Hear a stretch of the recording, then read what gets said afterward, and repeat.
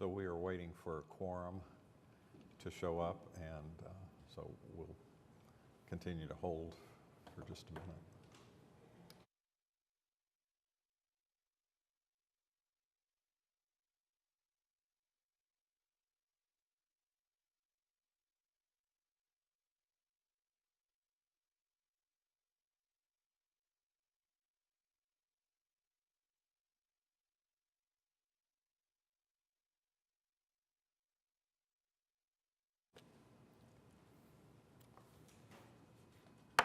Okay, I'll go ahead and call the Central Oklahoma Transportation and Parking Authority September 1st meeting to order. There are no items from the chairman. Are there any citizens to be heard? There are none. Moving on to item 4, which is approval of our minutes from our August 4th meeting. Is there a motion to approve?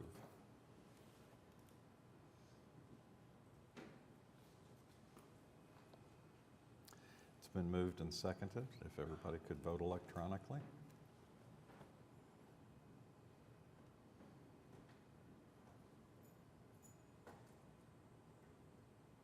Motion passes. Moving on to the consent docket, there are 4 items on the consent docket. Is there a motion? Are any of the trustees like any of the items pulled for discussion? If not, is there a motion to approve the consent docket? It's been moved and seconded. If you could all vote electronically.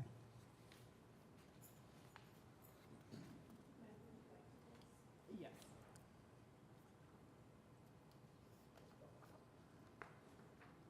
Motion passes. Then items for individual consideration. The first one is amendment number 5 and change order number 5 on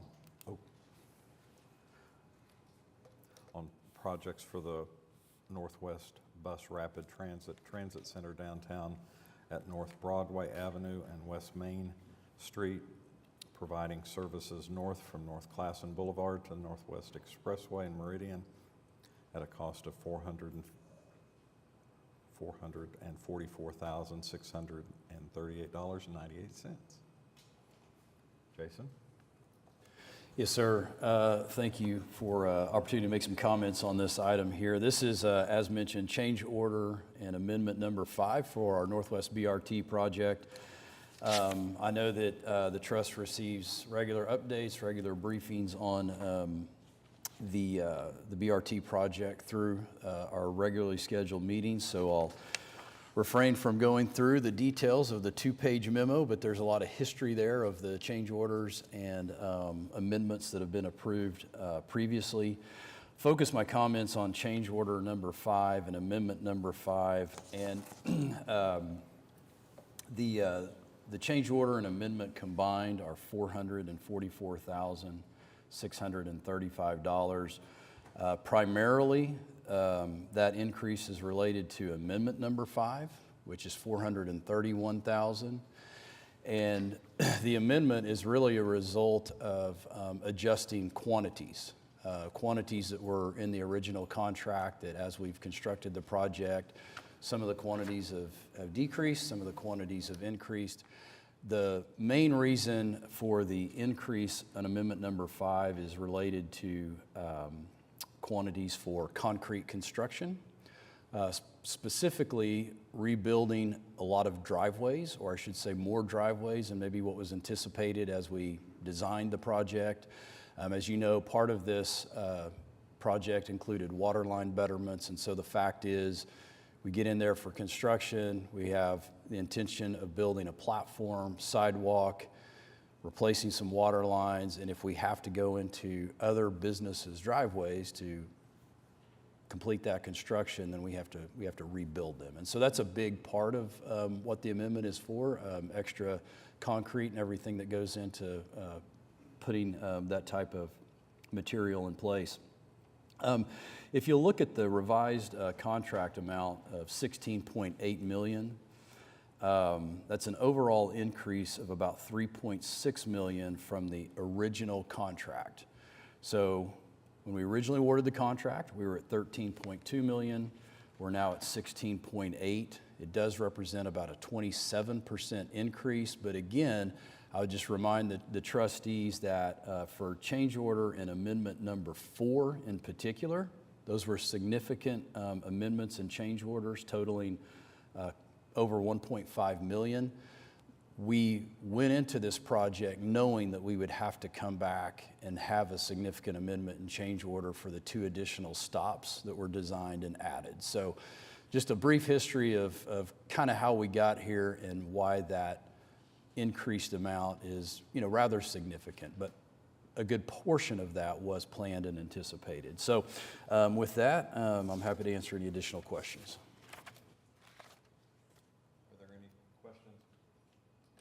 Are there any questions or comments about this?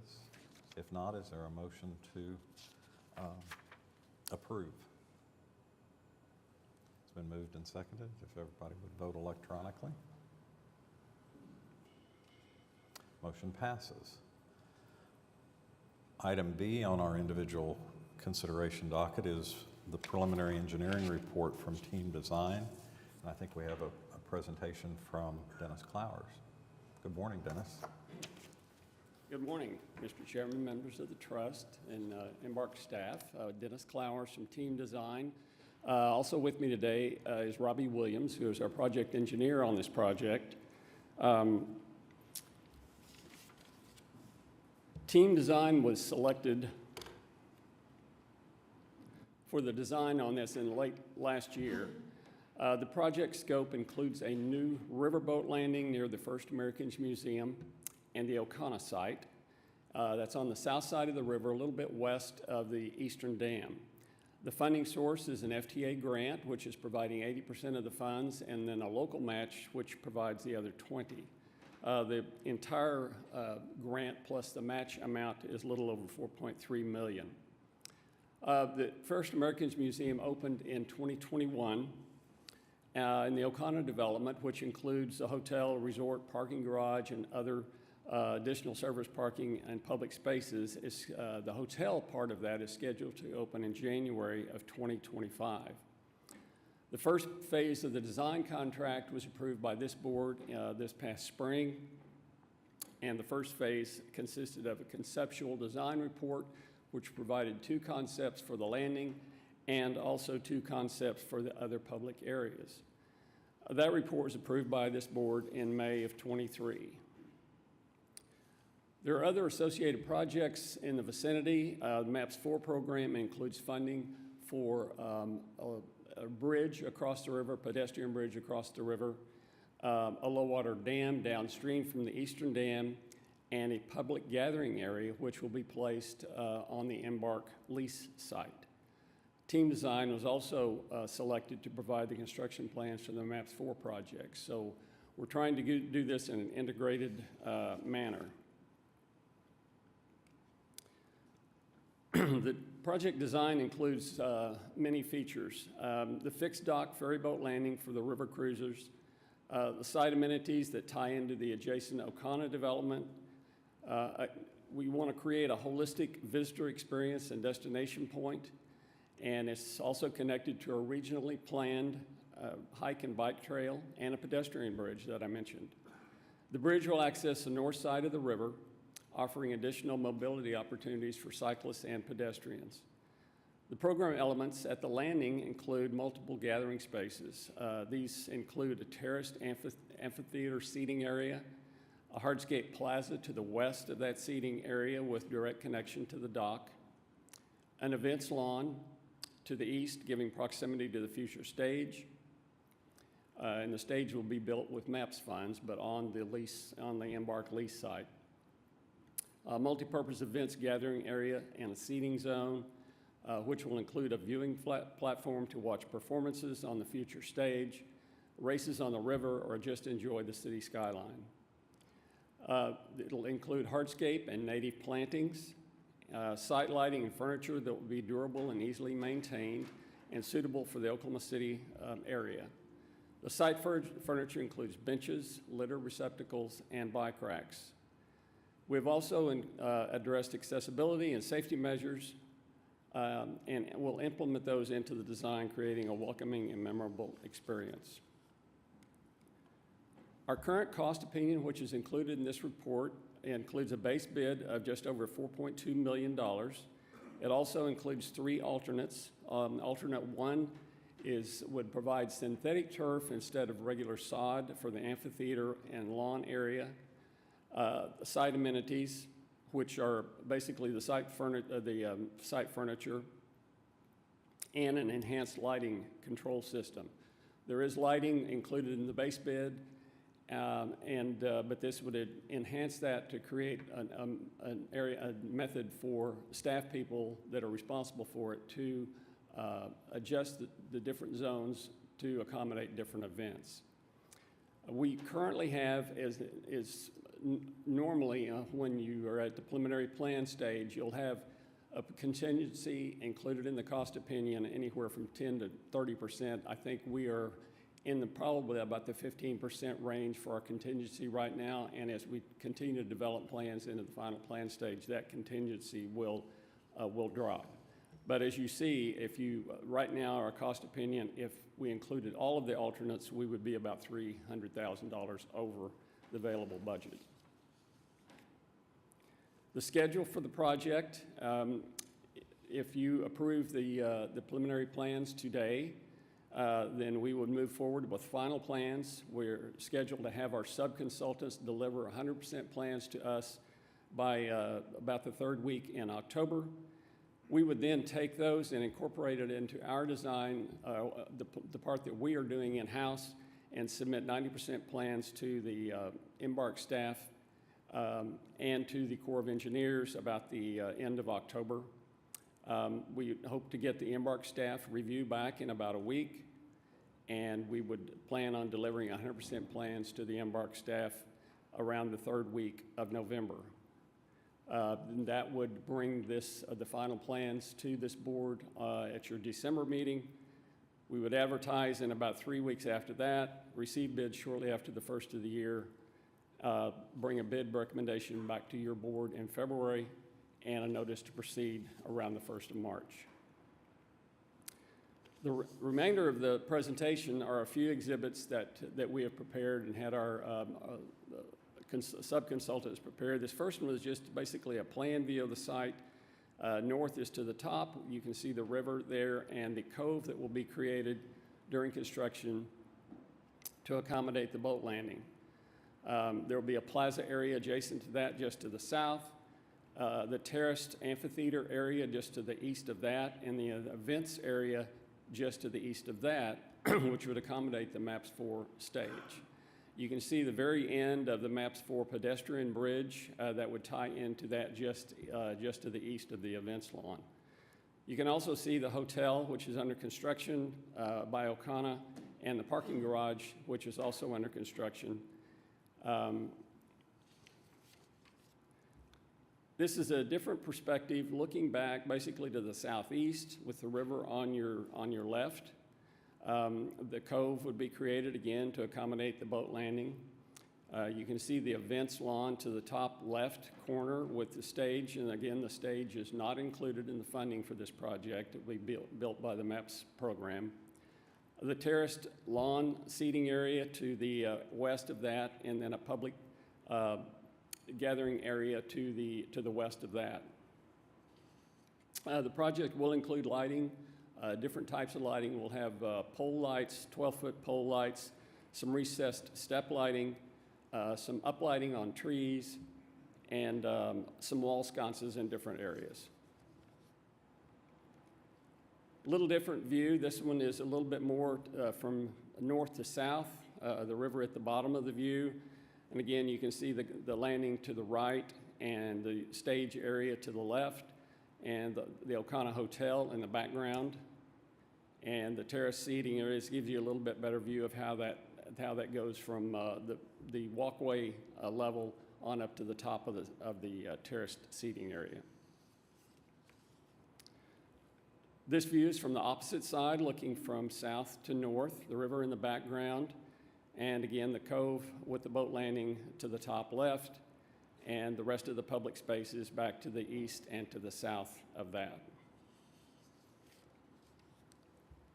A little bit different view again, looking more toward the northwest, and gives you a better view again of how the terraced seating area goes from the sidewalk level in front of the stage and gathering area up to the top. That's about an 8 to 10 foot rise from that sidewalk level up to the top of that amphitheater. This is just a plan view of the landscape plan. Some things I want to note here, the darker shaded areas are grassed areas, or if the bids come in, as I mentioned earlier, we have the synthetic turf to put in instead of the grass. There's a significant cost difference there, so we're going to bid that as an alternate. The other areas are either landscaped. You can see some of the tree symbols and shrub symbols throughout the site. And the last slide I have, we're including a life safety plan into the bidding documents. The different colors on this show the different areas and the numbers of people that we would anticipate being in there at any one time. The purple or blue is the amphitheater area. And as you can see, it shows about a capacity of about 2,100 people. The red is the event lawn right in front of the stage, which could accommodate 700 people. The green is landscaped areas and public areas, probably about 200 capacity. And then the ferry boat landing itself, which includes a ramp down and steps down, so it is quite ADA accessible. And then it does show 4 different exit areas: exit number 1 to the west, exit number 2 to the south, exit number 3 to the east, and exit number 4 to the north going across the pedestrian bridge. That's all I have this morning, and I'd be happy to respond to questions. Okay, are there any questions or comments? The turf implementation, would that have a significant impact on the cost of upkeep for the area in the future?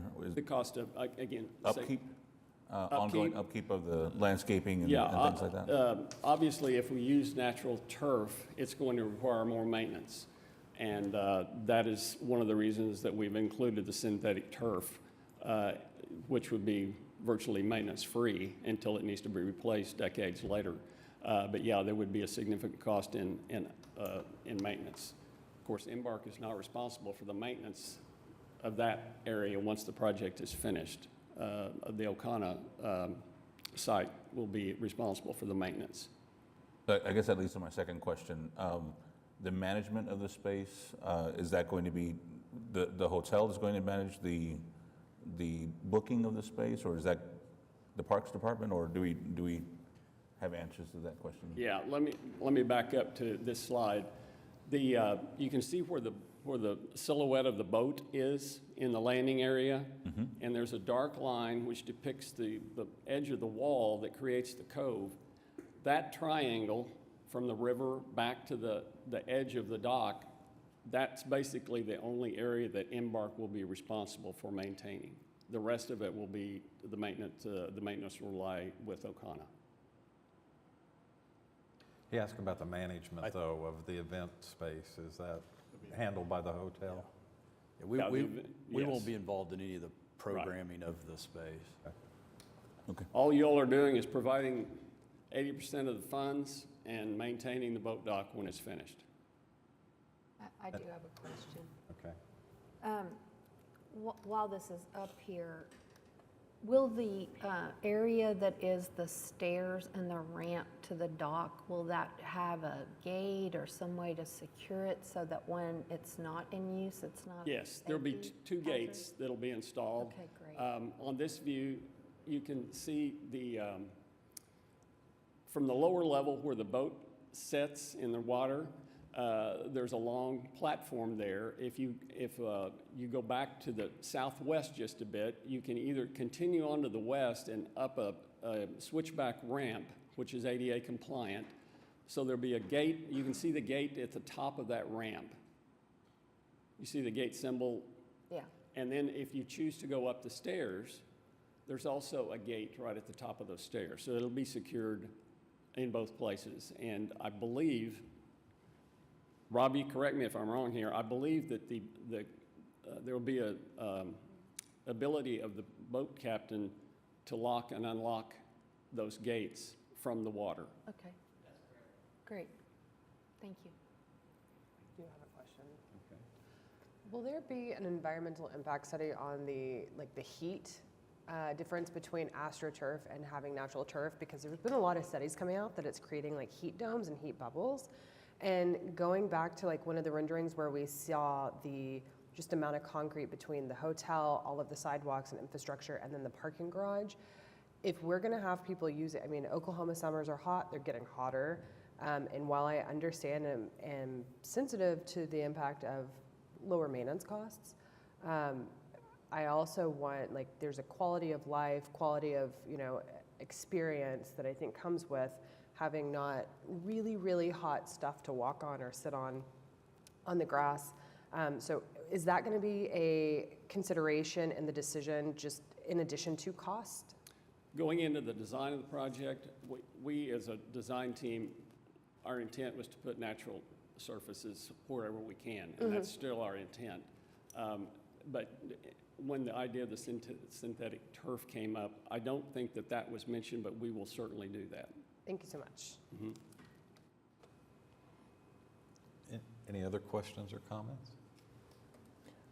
Just, I know we might need to gather information about this, or if anybody here has information, but I would be interested in who will be managing this space. I've often seen times where there's a collaboration and, there's city resources and city property involved, but then, that may be managed by another organization or entity. And so I'm just really interested in understanding how access to this public space will be maintained and programmed. Okay.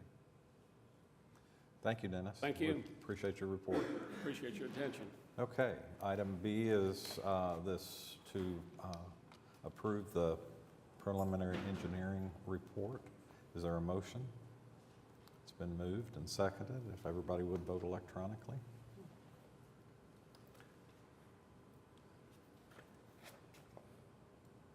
Motion passes. Item C is professional services agreement with K&J Safety and Security Consultants Services for safety and security consulting services, cost not to exceed $150,000 annually from September 1st, 2023 through August 31st, 2026. Jason? Yeah, so what you have here is, again, a contract for safety and security consulting services. The board approved an RFP for this item back in April. We went through the normal solicitation process. We actually had a single proposer, K&J Safety. We're somewhat familiar with the organization just from interactions with individuals at either public transit conferences or some of the safety training that staff has received. So although we received, one proposal, we feel very good about the firm that proposed and believe they'll do a great job for us. Just as a reminder to the trust, our first really contract with a safety and security consultant came with the launch of the streetcar system. And the reason we have a contract ongoing with a professional such as K&J is to really help us with our auditing. So whether it be our public transit agency safety plan or our safety and security plan, even evaluating our current implementation of SMS, our safety management system, having a firm on staff to help us fulfill those audits and just really be a set of checks and balances for us has been very helpful. So with approval of this item, we'll enter into another 5-year agreement. The estimated cost of $150,000, or I should say the not to exceed cost of $150,000 certainly does not obligate us to spend that much. We may spend less. In fact, I think the most we've ever spent in a single year is closer to $100,000. But we wanted to have, I guess, plenty of authority in the event we continue to see more needs for their services. Okay, are there any questions or comments about approving this service agreement? If not, is there a motion to approve? It's been moved and seconded. If you could vote electronically. Motion passes. Item D and E are either to authorize and direct the municipal councilor to prepare and file paperwork to effectuate settlement on behalf of COPTA, or to enter into executive session on advice of municipal councilor to receive confidential communications from its attorney concerning the above claim. Staff recommends that we enter into executive session, and I would entertain a motion to that effect, and also to move it to the heel of the docket so that we could continue our meeting and then deal with this. I just have a quick question.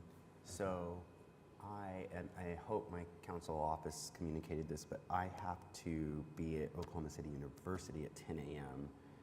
and I don't know how that affects this executive session in terms of moving it to the end. I know we have program reports and you're going to need votes for a quorum, so how can... We would still have quorum at this point. Okay, just want to make sure. Thank you. Okay, so it's been moved by Robert, and is there a second? Second by Steve. So we vote individually on this item, so starting on my left? Yes. Yes. Yes. Okay, motion passes. So that is for items D and E. So we will move on to item 7, which is ratification of claims and payroll for the period of August 1st through August 29th. Are there any comments or questions about these items? If not, is there a motion to ratify? It's been moved and seconded. Please vote electronically. Motion passes. Going on to the financial reports, we have a report for the budget to actual for the month ending July 31st, a 1 month of our first month of our fiscal year. Good morning. Hope everyone's doing well today. I am speaking on the first month of our new fiscal year, FY24, so I'll keep my comments pretty focused on our revenues and expenditures, as well as the fund balance at the bottom of the report. So I'll start on page 2, which is our transportation operations. So our total revenue in the month of July was $3.2 million, which is just 1% under budget, so pretty spot on there. And then going down that column of actual year to date, you'll see our total expenditures are $3.1 million, just slightly over budget, and our operating income was $55,516. So I mentioned to you that I was going to talk about fund balance. So that section underneath the expenditures, you'll see there's a header fund balance. Last month, I reported that our fund balance was going to be $5.2 million, but I did mention we had some unrecorded expenditures in FY23. So on that June report, there was going to be some things that would come through that would change that fund balance. And so you'll see that it did. The June closing adjustments, there's a comment there explaining at the end of the fiscal year, we always have some adjustments that come through as revenues and expenditures get recorded a little bit after the books close for June. And so the negative $1.36 million that you see there, those adjustments, there's kind of two big things there. One of them is payroll. So there was some unrecorded payroll expenditures that I mentioned last month that would happen. And there's also about $600,000 that was transferred to the capital reserves. So that's something that we typically do at the end of the year. We like to see where we've ended with our fund balance and then transfer some over to capital reserves, which we use to fund local matches for grants typically. So then if we will move over to page 4, which is our parking operations. You'll see the total revenues for the month of July were about $500,000, 9% over budget. And then our total expenditures for parking were $106,000, 34% under budget for an operating income of $401,000. I did want to point out to you on the parking garage operations, which is the first line underneath the expenditure header, you'll notice that in the budget year-to-date and actual year-to-date, there's no dollars listed there. So I thought I would just explain that. This happens every year, but just as a refresher, the fiscal year does have 12 months of payments, but we always are doing 1 month in arrears. And so in the month of July, 1 month in arrears would put us in the past fiscal year. So what we typically do is in July, and you'll see we didn't budget for it. We put no budget there anticipating this. Our July invoice will be paid in August. And then if you go to the end of the fiscal year, in June, we pay May and June. That way, the entire fiscal year expenditures are in the proper fiscal year. So that's why you'll see $0 on that line item. Next month, you'll start seeing expenditures in that row. And this is just kind of our standard operating practice for both PCI with parking, as well as you'll see that on the streetcar report, which I'll get to in a little bit. So down in the fund balance section, you'll see last month we reported $6.2 million of fund balance. But with the June closing adjustments, that took it down by $3 million to $3.2 million of fund balance beginning of this fiscal year. And that $3 million is a transfer to parking reserves. So there again, we just look at what our fund balance is at the end of the fiscal year, and we do transfer some over to our reserves fund, so that way we're able to use those funds for capital expenditures that may come up. So that left our fund balance ending this month at $3.6 million. And then we can switch over to page 7, the streetcar operations. So the month of July, we had $578,000 of revenue collected, about 2% under budget. Our total expenditures were $73,000, and our operating income was $506,000. So under the streetcar operations line, under expenditures, the same thing I just explained with the parking is what's happening here with streetcar operations. We'll be seeing July's invoice next month on the report. And then if we go to the fund balance section in streetcar, we previously reported a $1.4 million fund balance. And then June closing adjustments, there's $70,000 expenditures that came through. And that was for some pylon replacements. So we've mentioned before that at the platforms at streetcar, there's some maintenance needs for the pylons. Those screens get damaged, vandalism, the sun, all kinds of different things. So we've had to replace those screens. We actually were able to do 7 replacements in FY23. And so with doing that, we had to retrofit those screens in the pylons. So it's we've got in our budget for FY24 to replace 5. So we've incorporated that maintenance in our operating budget, just trying to maintain our system and keep it looking good and functioning well. So that's what the negative $70,000 is there, which adjusted our fund balance for the beginning of the fiscal year to $1.386 million. And then, of course, with our $506 operating income this month, we end, as of this report, the month at $1.89 million. So that's what I have to report to you today. But if you have any questions, I'm happy to answer those. Does anybody have questions or comments for Suzanne? All right, thank you. If not, thank you. So we have the financial reports, and is there a motion to receive them? It's been moved and seconded. Please vote electronically.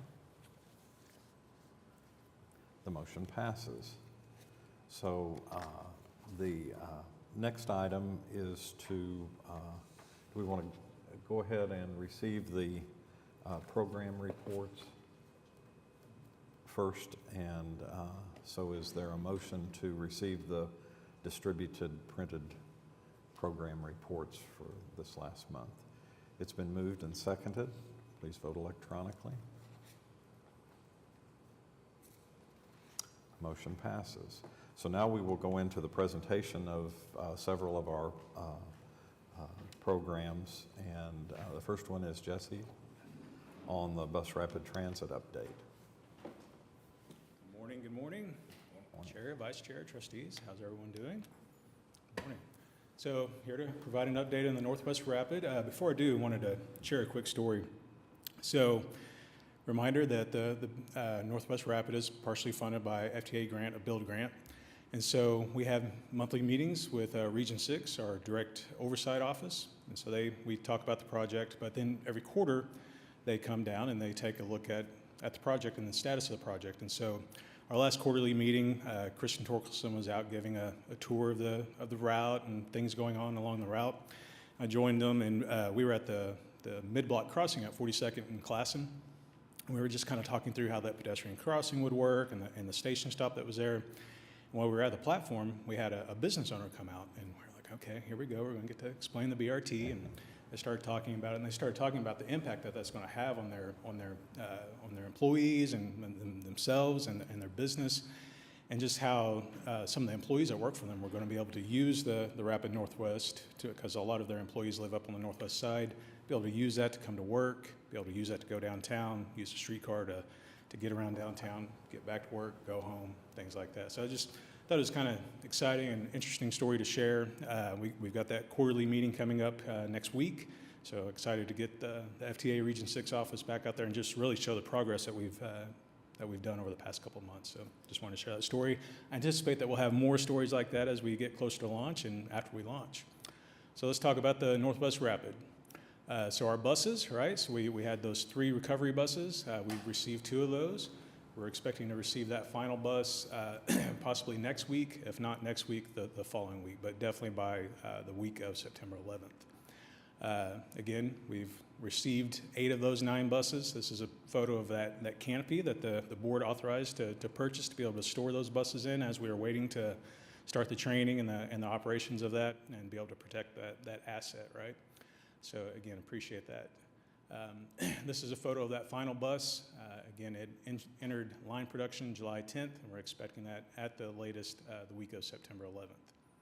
It's also kind of cool to show a bus without the graphics, just good photo. So construction-wise, so if you've been outside off of Robinson, you'll notice that construction is ongoing there. So really just a little bit of work left there. Some of the pavers along the sidewalk and a little bit of cleanup. We're anticipating that being wrapped up at the end of this month. This is a photo of that construction. You can see the shelter is partially up, but again, focusing on the pavers. So just on the outside of the station there, you've got the pavers that still need to be installed, and then the amenities that come later. And then the final 2 at Classen Northwest 23rd.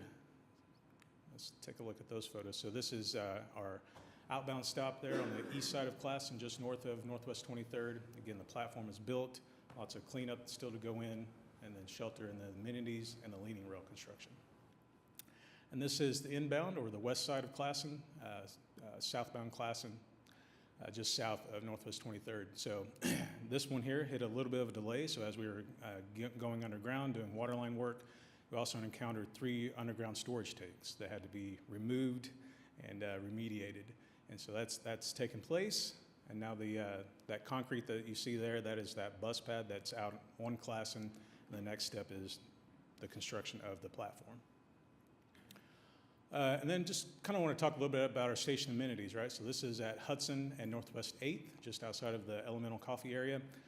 So this is essentially a complete platform, right? So you've got the bump rail out on the lane side, you've got the truncated domes, you've got the station shelter, you've got the leaning rail, the informational pylon. But what we haven't been able to show you that we can show you now is the additional lighting, right? So we've got that additional lighting at every platform. Just off to the left of the photo, I'm not the best photo taker, just off to the left of that photo, there's also a light pole, right? So all LED lighting, high efficient, high energy lighting. And then again, not the best photo taker, but also at this platform, there's a bike rack. And then again, talking about the amenities that continue to be installed, this is one of our high capacity or larger shelters, right? So this is at the park and ride location at North Meridian, Northwest Expressway. Again, that larger shelter, anticipating larger gatherings.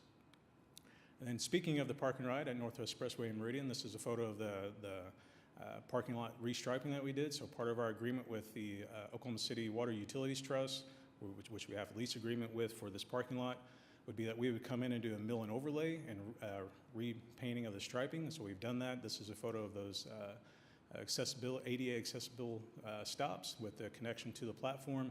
And so that parking lot striping is complete.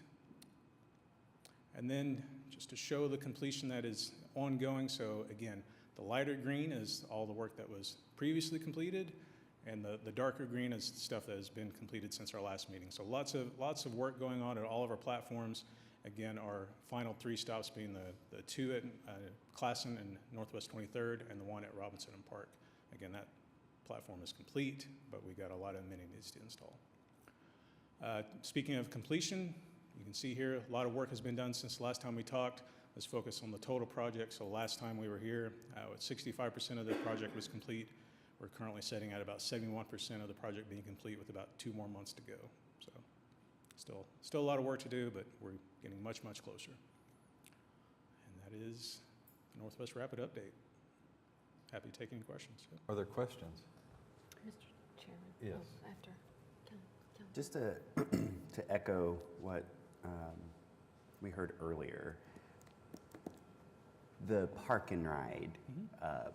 I know we've done a tree study, and we'll have, further conversations about its implementation. I just so happened to go over there the other day, and in July, and it was really hot. And so I'm really glad to see that resurfacing there. I just think if that's going to be an area where we're asking, kind of to your story at the beginning of your presentation, there's going to be folk who are going to be coming in probably from the northwest part of the city, parking there and hopping on the BRT to experience it and the streetcar the way you've described. I think their experience while waiting at that park and ride is just going to be so critical. And as Trustee McElhaney was already saying, this was the hottest July of our lives so far. And I would hope that we are really thinking about that for this area. And I only see potential here. It's the entrance to the lake, so. Yeah, Trustee Cooper, we do have a solution. Oh. Right, so part of our agreement with Oklahoma City Water Utilities Trust was mill and overlay, restriping, but also to add additional landscape, which trees, and additional fencing at that property. And so that's yet to happen, and we're working on contracts with Public Works to make that happen.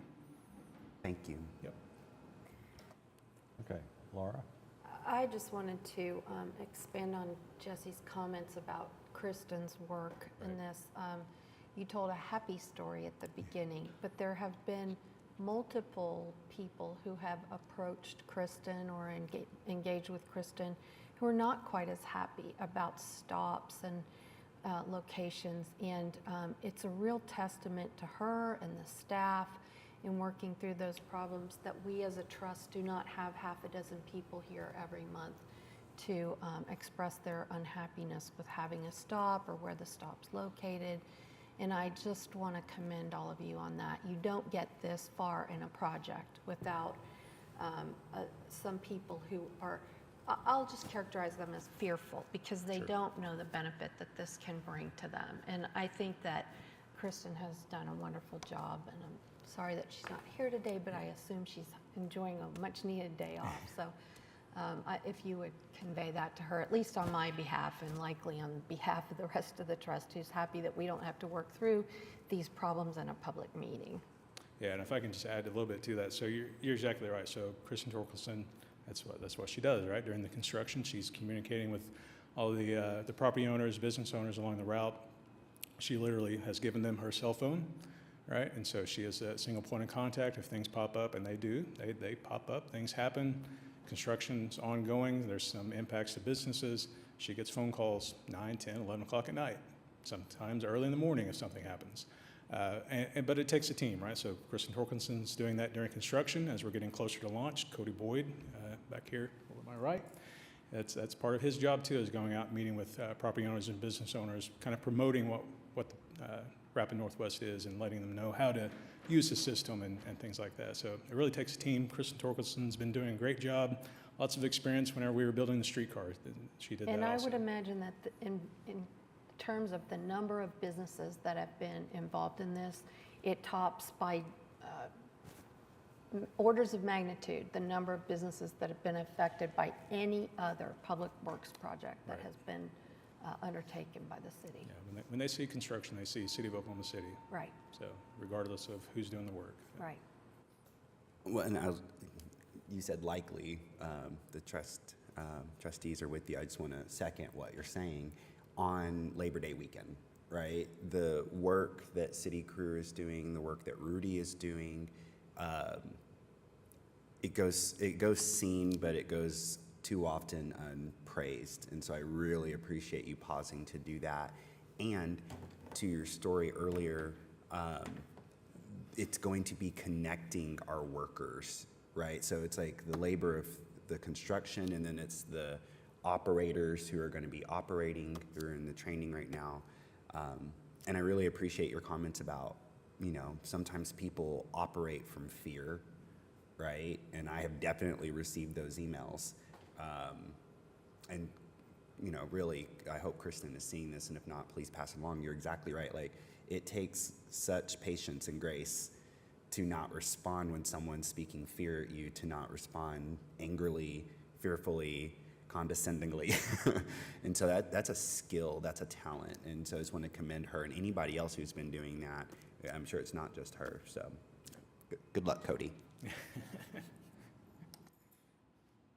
Okay, Jesse, I just have one other question. This is a construction report, but launch date is in, Yeah, so we're looking at launch date being in December. That's okay, early December. right, early December. Okay, when we did the streetcar launch in December, we had big coats, Laura, you sat next to me, and You had a big coat, Barney. yeah, and so Good we might have to dust those out Yeah. for the launch of this. That's right. Yeah. Looking forward to it. Yeah, looking forward to it. So it just kind of expand on, sorry, I'm taking a little bit longer, right? So just kind of expand on that a little bit, right? So we're anticipating construction wrapping up toward the end of October.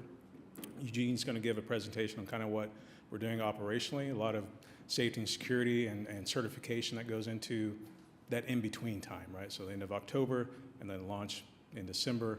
There's still a lot of work that Embark has to do. That's right. We're looking forward to that. Looking day. forward to it, absolutely. Thank Okay. you. Thank you. The next presentation is by Marketing and Community Engagement Report by Michael. Not by Michael.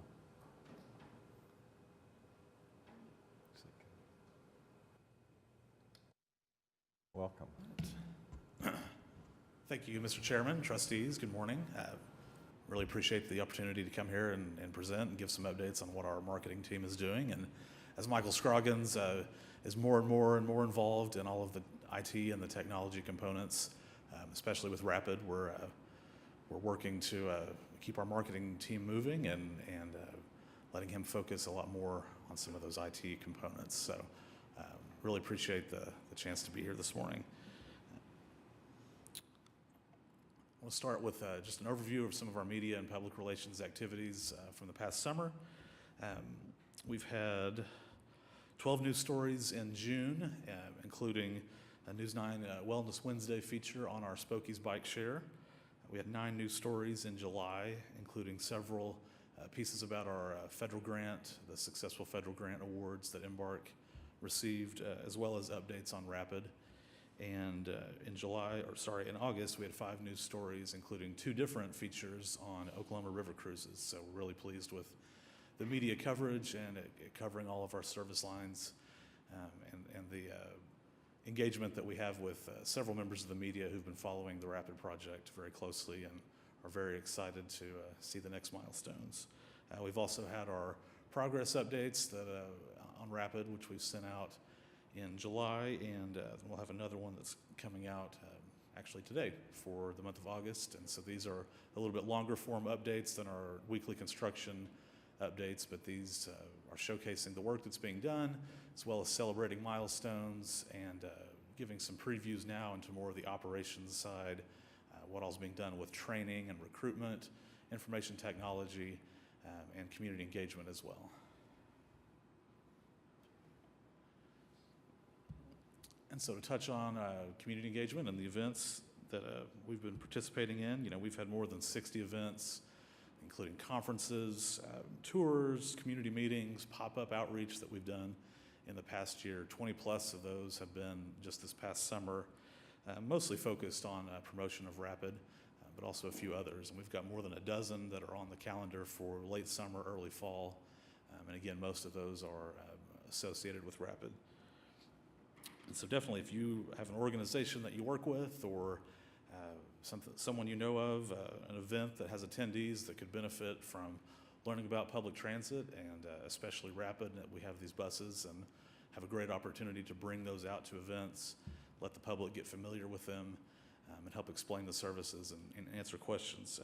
Please connect them with us. We would love to go see them. We've got a busy calendar, but we can add more and more because we want to get in front of as many folks as we can as we get closer to launch. And so our team also produces, a lot of different types of content.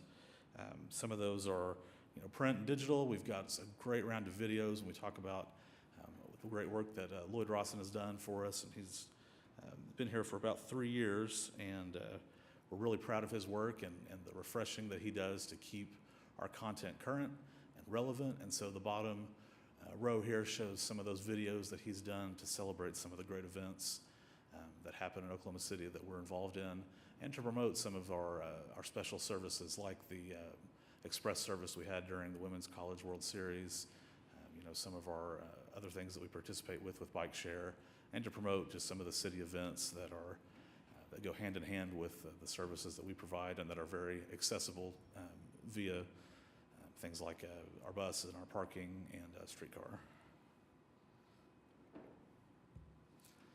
So as we've mentioned, as we get closer to the launch of Rapid, we're still continuing to produce and update a lot of assets. These are just some of the visual assets that have been developed recently for the launch of Rapid. We've got our frequency graphic explaining arrival times for Rapid whenever that launches. We've also got our new line map. And then up in the upper right, you can see the wraps for our TVMs or ticket vending machines.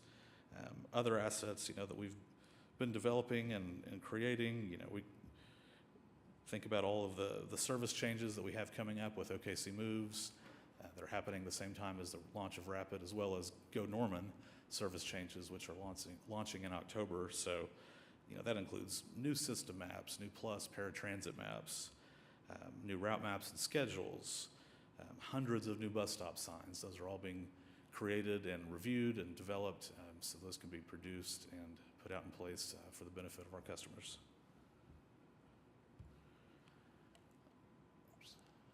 And a couple more materials here that are very specific to Rapid Northwest. These are some new and updated materials that we're using in our engagement, whether that's going to community events or presenting to groups with speaking engagements or doing one-on-one stakeholder type outreach directly to businesses and neighborhoods. You can see we produced a map very specific to explain how the bike lanes work on Classen at Northwest 13th, as well as a new Rapid system map that shows more of the stops and amenities that are along the line, as well as the shared stop connections with our other fixed route bus stops. And then we're developing a Rapid kit that is a very in-depth presentation on a lot of the different elements that we can use when we go talk to business groups, when we go talk to neighborhood associations, and explain to them, the whole history of the project and what the benefits are and what to expect when the new service launches. And then we're also entering a new phase of outreach. This is our direct stakeholder outreach that will touch businesses, residents, neighborhoods along the Northwest Rapid line. And some of this looks, literally like door-to-door, knocking on businesses' doors and getting some information in their hands, trying to answer questions and hear any concerns. And Trustee Johnson, to your comments earlier, I've been pleasantly surprised at the number of folks I've talked to who are very knowledgeable about the project and have not heard too many concerns or issues, and have heard quite a few, really, really encouraging comments about how excited they are about about Rapid launching, how it can affect their workforce, how it can connect their customers, and when talking with apartment complexes, talking about how that can help with their parking situation, and obviously how they can market their location being close to these stops. So the shaded oval that you see up here on the map, those are the areas that we're concentrating on in August and through September, and then we'll move down the line over the next couple of months after that.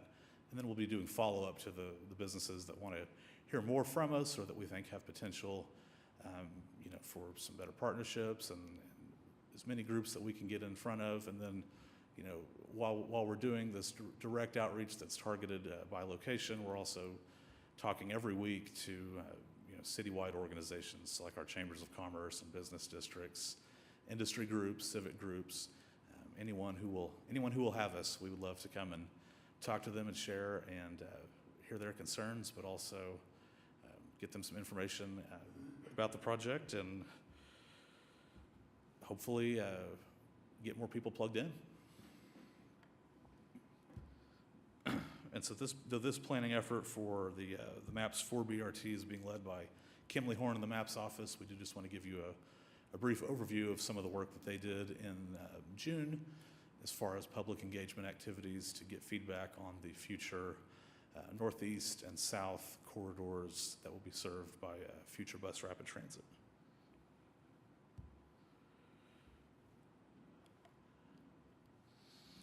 And of course, marketing is a bit unique that we have lots of external customers, but also lots of internal customers that we serve with our fellow departments.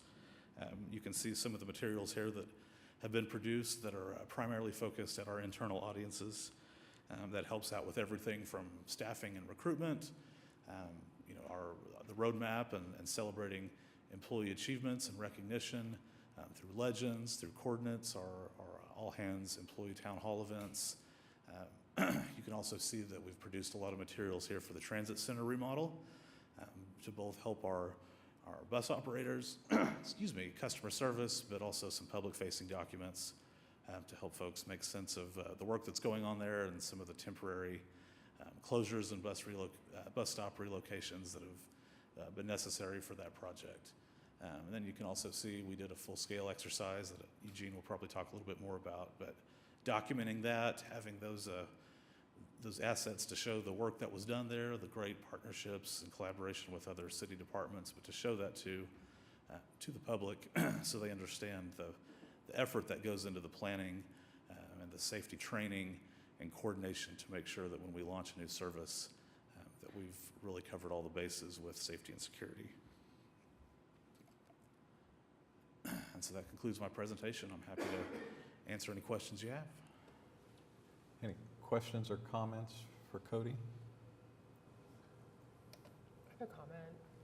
Great job. I'm seeing everything everywhere, I feel like, and I've had people ask me about the BRT and all in a very positive light. So because I'm not talking to business owners who are, having some logistical challenges, but the people that I've been interacting with are really excited and kudos to all the marketing team because everything looks really, really good.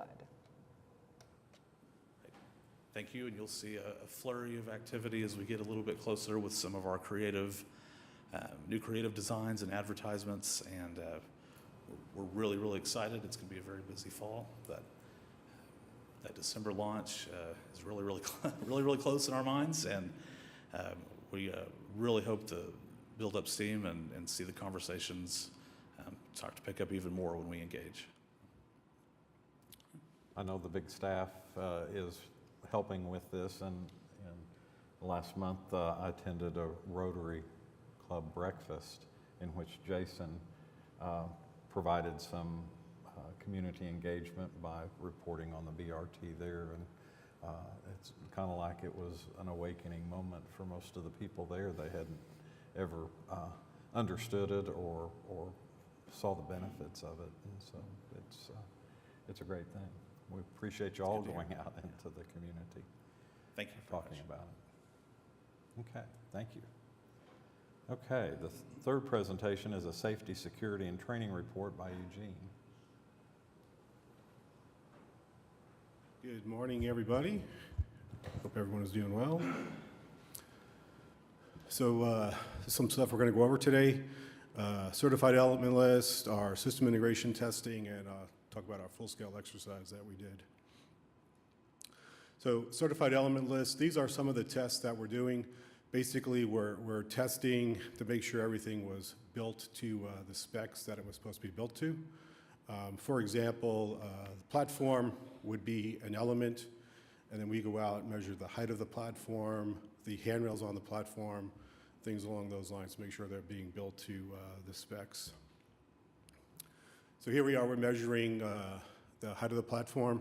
If I could go off script here for a moment. So Corey has pictures of concrete. I have pictures of me measuring concrete. So I one-upped Corey. So we're measuring the height of the platform. It's supposed to be 13 3/4 of an inch, so we did most of them. There was 3 or 4 of them were not done when we were doing this. The rub rail, Jesse mentioned the rub rail on the platforms.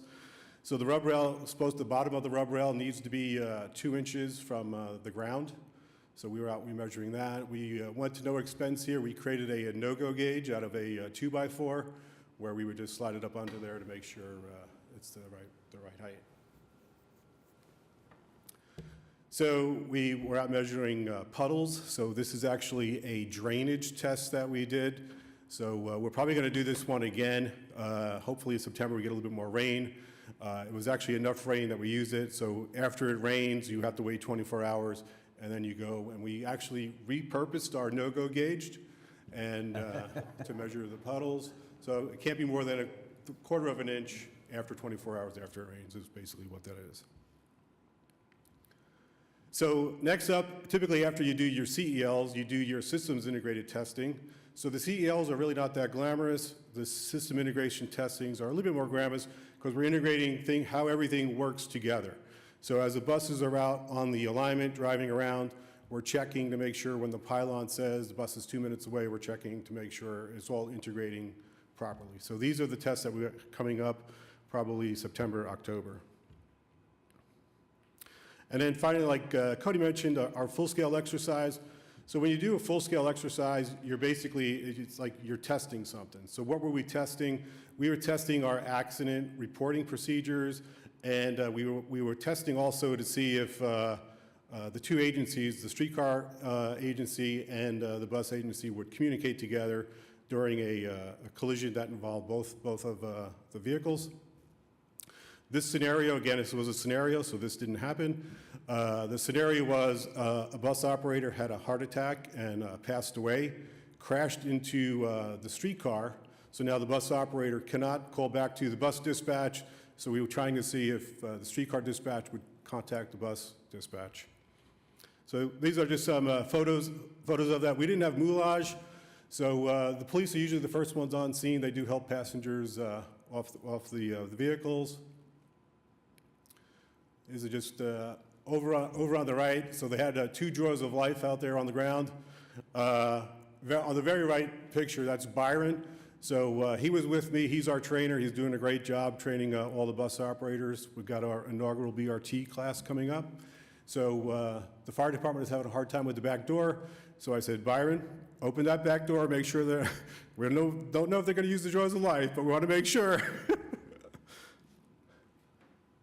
And these are just other photos. So again, like Cody was saying, this is a collaboration with the police department, the fire department, EMSA, Herzog. It's a few months of planning to get all of this to work together. And this should be a video. I'm trying to one-up Jesse, so I threw in a video here. One of our route supervisors is a drone pilot, so he was there with his drone taking video for us, so that's what this is.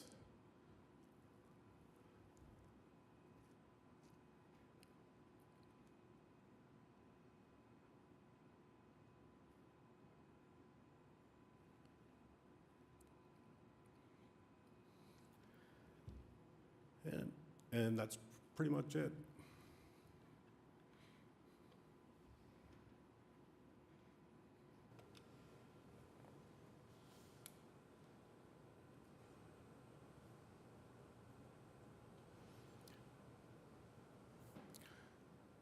Lloyd Rosen is our videographer, so he put this video together for me, spliced it all together, made it look pretty at the end here.